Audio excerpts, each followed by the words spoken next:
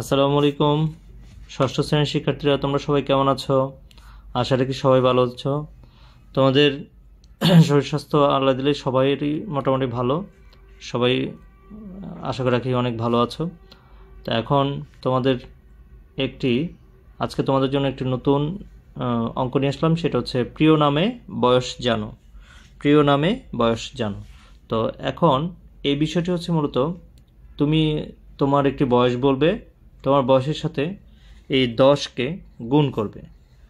আর এরপর তোমার প্রিয় মানুষ তো অবশ্যই আছে একজন, কিন্তু সেটা হয়তো বা আমাকে নাও বলতে পারো, কিন্তু আমি আমার একটি প্রিয় মানুষের নাম বলে দিচ্ছি।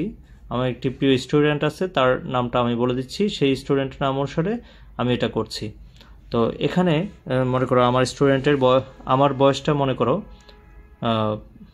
তোমার হচ্ছে কত, তুমি মনে করো আমার বয়সটা হচ্ছে 36 বছর বা 35 বছর ধরলাম। 35 আর 10 গুণ করলে কত হচ্ছে? 350 বছর। তো আমি এখানে 350 লিখলাম, এই ঘরটিতে আমরা 350 লিখলাম। তো এখন 9 ইন্টু তোমার প্রিয় মানুষ, 9 ইন্টু তোমার প্রিয় মানুষ তোমার বন্ধু হতে পারে, তোমার প্রিয় মানুষ তোমার ক্লাসমেটের যে কোনো একজন হতে পারে, তোমার প্রিয় মানুষ তোমার একজন স্যার হতে পারে, তোমার প্রিয় মানুষ তোমার আম্মু হতে পারে, তোমার প্রিয় মানুষ তোমার আব্বুর হতে পারে। তোমার যে কোনো একটি নামের বর্ণ সংখ্যা, অর্থাৎ হচ্ছে যেমন তোমার আব্বুর নাম হচ্ছে গিয়ে হান্নান। হান্নান মনে করো HANNAN।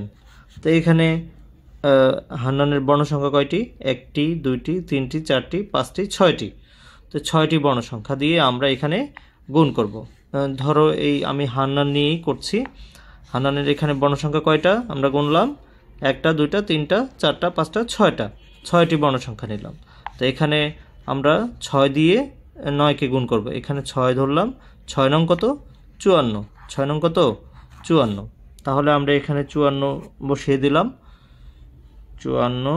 তো 350 থেকে 54 বাদ দিলে, 350 থেকে 54 বাদ দিলে আমরা পেয়ে যাচ্ছি কত? 4। এটা তো 10 ধরতে হবে, 10 থেকে 4 বাদ দিলে থাকে হচ্ছে 6। তারপরে হচ্ছে হাতে থাকে 1, 1 আর 5 6, 15। এটাকে তো 15 ধরতে হবে, 15 থেকে 6 বাদ দিলে কত থাকে? 9। তারপরে থাকে কত? 1 আর 3 2।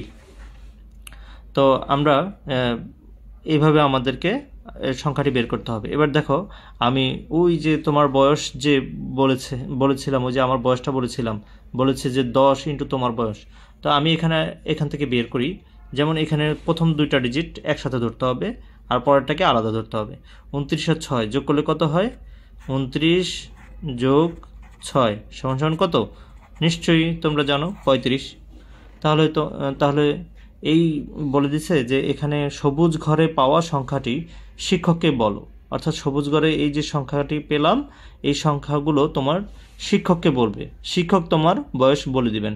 তো অর্থাৎ তুমি এখানে যে বয়সটি ধরেছিলে, সেই বয়সটি তুমি তোমার বয়সটা স্যার তোমার বয়সটা বলে দিবে। তো আশা রাখি ম্যাজিকটি বুঝেছো। তো আমি আরেকটা উদাহরণ দিয়ে দেখাচ্ছি। যেমন তুমি হয়তো তোমার মনে সন্দেহ জাগতে পারে যে স্যার আপনি তো হয়তো এটা আগে থেকে মুখস্থ করে রাখতে পারেন। তো আমি আরেকটা সংখ্যা দিয়ে বোঝাচ্ছি। যেমন হচ্ছে মনে করো তোমার বয়সটা তুমি ধরলে হচ্ছে গিয়ে কত?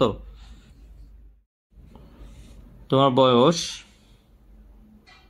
15 ধরলাম।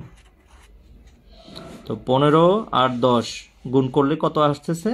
15 10 গুণ করলে আসে হচ্ছে 150। তো আমরা এই নীল ঘরটিতে 150 লিখে ফেলি। তো এবার এখানে বলেছে যে 9 গুণ তোমার প্রিয় মানুষের নামে বর্ণ সংখ্যা। তোমার প্রিয় মানুষ, ধরো তোমার প্রিয় মানুষ হচ্ছে আবির। আবিরের বর্ণ সংখ্যা কয়টি? 1টি 2টি 3টি 4টি। তো 4টি বর্ণ সংখ্যা যেখানে, তো আমরা এখানে 4 লিখব। সরি, এখানে 4 লিখব না, এখানে 4 লিখব। 4 আর 9 গুণ করলে কত হচ্ছে? 4 নং 36। 4 নং কত? 36। তাহলে এই 36টা আবার আমরা এখানে লিখব। তো এবার 150 থেকে 36 বিয়োগ দিলে কত থাকে দেখি আমরা। 10 থেকে 6 বিয়োগ দিলে থাকে হচ্ছে 4। হাতে থাকে কত 1, 1 আর 3 4, 5 থেকে 4 বাদ দিলে কত থাকে 1, হাতে থাকে কত, হাতে কিছু থাকে না, সুতরাং এরপরে হচ্ছে 1, 114 থাকে।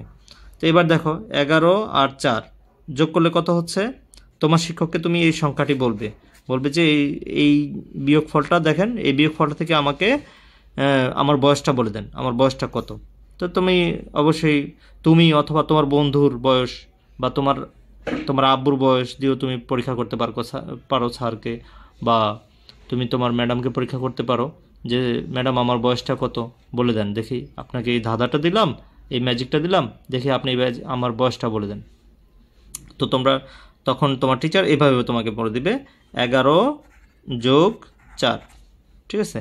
তাহলে 11 আর 4 যোগ করলে কত হচ্ছে 15। এই যে দেখো আমরা 15, এখানে 15 বয়সটি আমরা ধরেছিলাম, তো এখানে 15টা বের হয়ে গেল। তো তোমরা অবশ্যই আমার ভিডিওটা অবশ্যই উপভোগ করেছ খুবই ভালোভাবে।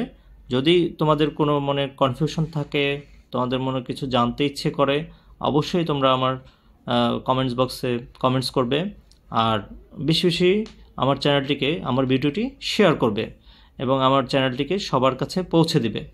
তো অবশ্যই আমার চ্যানেলটিকে লাইক করতে ভুলবে না, এবং সাবস্ক্রাইব তো অবশ্যই করবে। যদি যারা নতুন হয়ে থাকো আমার চ্যানেলটিতে, তারা অবশ্যই আমার চ্যানেলটিকে সাবস্ক্রাইব করবে।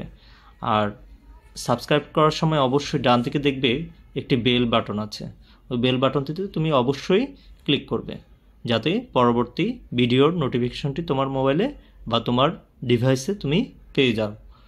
তো খোদা হাফেজ, শুভকামনা রইল তোমাদের প্রতি। আসসালামু আলাইকুম।